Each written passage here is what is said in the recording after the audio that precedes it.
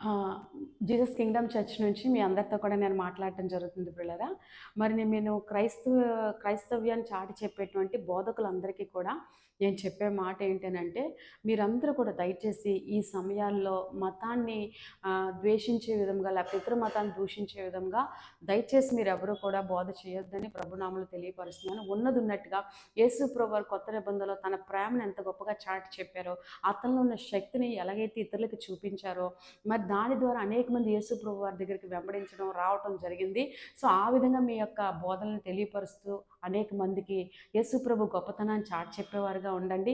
భేదాలు రేపుతూ ఏదో చెప్పాలి అనే విధంగా చెప్పకండి. ఎందుకంటే ఆయన మనం పోలి నడుచుకోవాలి కాబట్టి ఈ విషయాన్ని గమనించుకోండి. మరి నేను ఇంతగా చెప్పినందుకు నన్ను తప్పుగా మీరు అర్థం చేసుకోకండి. ఈ విషయంలో మీ క్షేమం కొరకు, ప్రజల క్షేమం కొరకు, క్రైస్తవ్యంలో ఇంకా ముందుకు సాగే నిమిత్తం ఈ మాటలు మీకు చెప్పడం జరుగుతుంది. దయచేసి ఈ విషయాన్ని మీరు గమనించుకొని, మీరు బోధించే ముందు క్రీస్తు ప్రేమ ఎంత గొప్పదనేది చాటి చెప్పడం మాత్రం నేర్చుకోండి. మీలోని శక్తిని పెంచుకుంటూ మీ ద్వారా దేవుడు చేస్తున్న అద్భుతాలను బట్టి అనేక మంది ప్రభు వైపు ఖచ్చితంగా తిరుగుతారు. మీరు అనుకునే విధంగా ప్రపంచాలన్నీ మీ ద్వారా రక్షణలోకి వస్తాయి.